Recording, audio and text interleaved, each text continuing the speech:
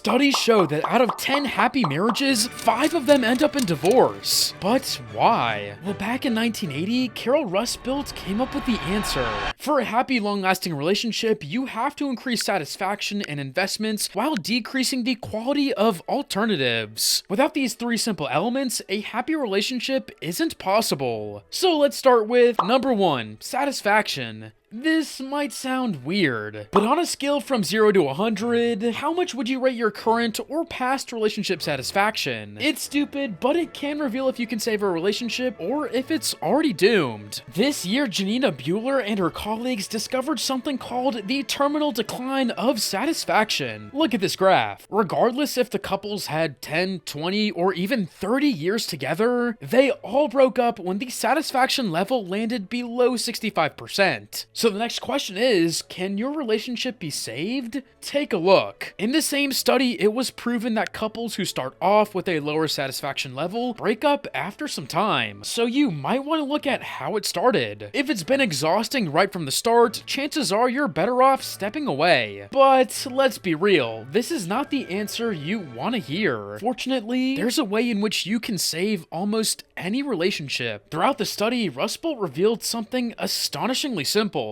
Satisfaction can be defined as rewards over costs. Costs are things that slowly drain the relationship, like distance and conflict, while rewards are the things that make love feel alive, like presence, connection, praise, and so on. If the costs grow faster than rewards, the satisfaction drops. So your first job is to decrease the costs. Research shows that couples who simply go to bed at the same time feel more connected even at distance. Another overlooked solution is micro-resilience. A quick compliment, a funny text, or a 30-second check-in. But now, how can you increase the rewards? Well, the rewards I mentioned earlier are actually the so-called love languages. But you have to know which rewards matter the most for her. How? Nowadays, people know what love languages are, so there's no need to dance around it. Just ask her directly, what makes you feel most loved? Keep it simple and natural. But what if she doesn't know about the love languages? Well, Gary Chapman, the author of that book, suggests that people often express love in the way they wish to perceive it. So if she's naturally giving words of affirmation, that's what she most likely craves as well. But here's the twist. Do not flood her with everything all at once. Scarcity makes it powerful. By intentionally starving her main love language, you can heighten its significance. So when you use that again, it would be more impactful and appreciated. But remember what I said earlier? Satisfaction alone doesn't guarantee she will stay with you forever. Number 2, quality of alternatives. First, you need to understand this. Women will subconsciously put you through little tests to see how far your boundaries go. Why? Well, weak boundaries usually mean low social status, which is a turnoff. Now, these tests come in all forms. She might show up late, ask you to hold her purse, or say something like, "You worked all year for that guy at the gym to have bigger arms than you." If you fail those tests, she starts to look outside the relationship. If she starts to look outside the relationship, she'll see more options. If she sees more options, you'll become less appealing by comparison. So how can you deal with these tests? It really depends on the situation. I like to use a mix of playful banter and seriousness. If she's late, I will tell her that I value my time and to not do that again. But if she asks me to hold her purse, my favorite response is, my toxic masculinity doesn't allow me to do that. Now, sometimes it's not even about you failing the test. Sometimes it's just the environment. Think about living in Los Angeles, surrounded by millionaires, influencers, and celebrities. Is it really possible to beat these guys as an average Joe? Well, let's look at the actual show.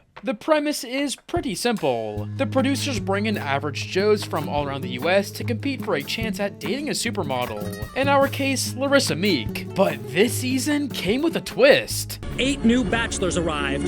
They have their hopes up. They think they're set. These guys will not know what hit them. Eager to ruin their island paradise.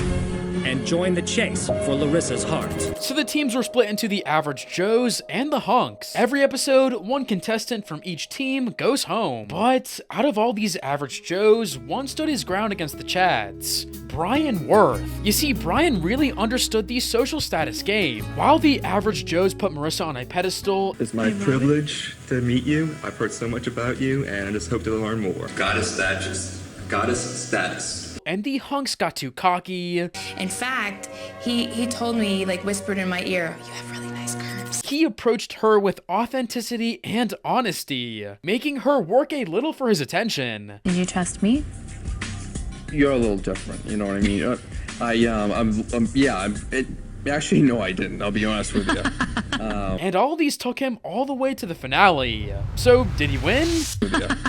Fuck no. She chose Jill Hyatt, who broke up with her during their honeymoon. But after the season ended, Brian Worth received hundreds of messages from fangirls, and he even won another reality show. So for you to lower the quality of alternatives, you must not put her on a pedestal. But also don't be disrespectful. Instead, try to keep it balanced like Brian Worth. But there's one last ingredient to a long-lasting relationship that we haven't talked about yet. This one ingredient is the real indicator of a 40+ year marriage or a divorce. Number 3, investment. Let's take a look at this graph again. Over time, the emotional connection between two people isn't enough on its own. Without a shared purpose, the relationship eventually loses direction. Now, this purpose can mean traveling, building a business, or even raising a family together. All of these increase investments over time in the relationships, but there are also other ways in which you can do that. A. Sacrifices. Not all sacrifices are equal. If you give something up to feel closer, it strengthens the bond.